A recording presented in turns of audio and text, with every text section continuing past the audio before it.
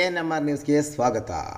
ಗ್ರಾಮ ಪಂಚಾಯತಿ ಸದಸ್ಯರ ಜೇಬಿಗೆ ಹಣ ತುಂಬಿಸುತ್ತಿರುವ ಬಿಜೆಪಿ. ಚಿಂತಾಮಣಿ ವಿಧಾನಸಭಾ ಕ್ಷೇತ್ರದಲ್ಲಿ ಕಾಂಗ್ರೆಸ್ ಮತ್ತು JDS ಸಾಂಪ್ರದಾಯಿಕ ಎದುರಾಳಿಗಳು.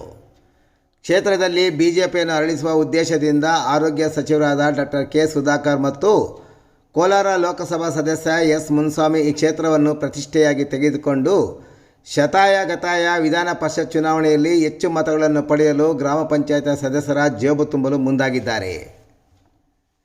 ಚಿಂತಾಮಣಿ ತಾಲೂಕಿನ ಚಿಲಕಲಯರ್ಪು ಹೋಬಳಿ ಶಿಡ್ಲಘಟ್ಟ ವಿಧಾನಸಭಾ ಕ್ಷೇತ್ರಕ್ಕೆ ಸೇರುವ ಹಿನ್ನೆಲೆಯಲ್ಲಿ ಅಲ್ಲಿನ ಕಾಂಗ್ರೆಸ್ ಮತ್ತು JDS ಸೇರಿದಂತೆ ಚಿಂತಾಮಣಿ ವಿಧಾನಸಭಾ ಕ್ಷೇತ್ರದಲ್ಲಿ JDS ಮತ್ತು ಮಾಜಿ ಶಾಸಕ ಡಾಕ್ಟರ್ MC ಸುಧಾಕರ್ ಬೆಂಬಲಿತ ಗ್ರಾಮ ಪಂಚಾಯತಿ ಸದಸ್ಯರ ಮತಗಳನ್ನು ಸೆಳೆಯಲು ಇಬ್ಬರು ಹರಸಾಹಸ ಪಡುತ್ತಿದ್ದಾರೆ. ವಿಧಾನ ಪರಿಷತ್ ಚುನಾವಣೆ ಆರಂಭದಲ್ಲೇ ಬಿಜೆಪಿಯವರು ಒಂದು ಮತಕ್ಕೆ 50,000 ನೀಡಲಾಗುತ್ತದೆ ಎನ್ನುವ ಸುದ್ದಿ ಹರಡಿತ್ತು. ಆದರೆ ಈಗ ಅದು 75,000 ದಾಟಿದ್ದು ಸೋಮವಾರ ಖುದ್ದು ಸಚಿವರು ಮತ್ತು ಸಂಸದರು ಗ್ರಾಮ ಪಂಚಾಯತಿ ಸದಸ್ಯರ ಜೇಬು ತುಂಬಿಸಿ ಕಳಿಸಿರುವುದು ಇಡೀ ತಾಲೂಕಿನಲ್ಲಿ ಇದೀಗ ಬಹಿರಂಗ ಚರ್ಚಾ ವಿಷಯವಾಗಿದೆ.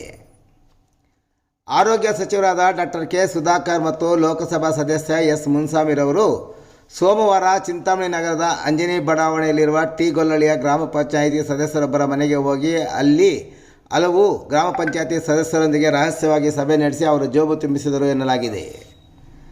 ನಂತರ ಸಚಿವರ ಪತ್ನಿಯ ತವರೂರಾದ ಚಿಂತಾಮಣಿ ತಾಲೂಕಿನ ಅಂಬಾಜಿದುರ್ಗ ಹೋಬಳಿ ಕೋನಪಲ್ಲಿ ಗ್ರಾಮದಲ್ಲಿ ತಮ್ಮ ಭಾವಮೈದ ಸತ್ಯನಾರಾಯಣ ರೆಡ್ಡಿ ಮತ್ತು ಇತರೆ ಮುಖಂಡರ ಹಲವಾರು ಗ್ರಾಮ ಪಂಚಾಯಿತಿ ಸದಸ್ಯರನ್ನು ಗ್ರಾಮಕ್ಕೆ ಕರೆಸಿಕೊಂಡಿದ್ದು ಅಲ್ಲಿಯೂ ಸಹ ಸಭೆ ನಡೆಸಿ ಅಲ್ಲಿಯೂ ಸಹ ಜೇಬು ತುಂಬಿಸಿ ಕಳಿಸಿರುವ ಬಗ್ಗೆ ಇಡೀ ತಾಲೂಕಿನಾದ್ಯಂತ ಚರ್ಚಾ ವಿಷಯವಾಗಿದೆ. ಇನ್ನು ಜೇಬು ತುಂಬಿಸುವ ಮುನ್ನ ತಿರುಪತಿ ಲಡ್ಡು, ಶನಿ ಮಹಾತ್ಮನ ಫೋಟೋ ಮತ್ತು ಹಣವನ್ನು ಎಲೆ ಅಡಿಕೆಯಲ್ಲಿಟ್ಟು ಹಣೆ ಪ್ರಮಾಣವನ್ನು ಮಾಡಿಸಿಕೊಂಡಿದ್ದಾರೆ ಎನ್ನುವ ಮಾತುಗಳು ಸಹ ಕೇಳಿ ಬರುತ್ತಿದೆ. ಇನ್ನು JDS ಮತ್ತು ಕಾಂಗ್ರೆಸ್ ಪಕ್ಷಗಳು ಸಭೆ ನಡೆಸಿದರಾದರೂ ಅವರು ಎಷ್ಟು ಹಣವನ್ನು ಜೇಬು ತುಂಬಿಸುತ್ತಾರೆ ಎಂಬುದು ಸಹ ಚರ್ಚಾ ವಿಷಯವಾಗಿದೆ. ಬಿಜೆಪಿ ನೀಡಿರುವ ಮೊತ್ತಕ್ಕಿಂತ ಹೆಚ್ಚು ಹಣ ನೀಡುತ್ತದೆಯೋ ಅಥವಾ ತಮ್ಮ ಪಕ್ಷದ ಬೆಂಬಲದಿಂದ ಗೆದ್ದಿರೋದರಿಂದ ಕಡಿಮೆ ಹಣ ನೀಡುತ್ತದೆ ಎಂಬುದನ್ನು ಕಾದು ನೋಡಬೇಕಾಗಿದೆ. ಇನ್ನು ಈ ವಿಧಾನ ಪರಿಷತ್ ಚುನಾವಣೆ ಕೆಲವು ಗ್ರಾಮ ಪಂಚಾಯತಿ ಸದಸ್ಯರಿಗೆ ಹಣ ಮಾಡಲು ಒಳ್ಳೆಯ ಅವಕಾಶವಾಗಿಯೂ ಒದಗಿ ಬಂದಿದೆ ಎಂದರೆ ತಪ್ಪಾಗಲಾರದು. ತಟಸ್ಥ ಅಥವಾ ಯಾವುದೇ ಪಕ್ಷದ ಜೊತೆ ಗುರುಸಿಕೊಳ್ಳದ ಪಂಚಾಯತಿ ಸದಸ್ಯರಿಗೆ ಮತ್ತಷ್ಟು ಬೇಡಿಕೆ ಹೆಚ್ಚಿರುವ ಮಾತುಗಳು ಸಹ ಕೇಳಿಬರುತ್ತಿವೆ.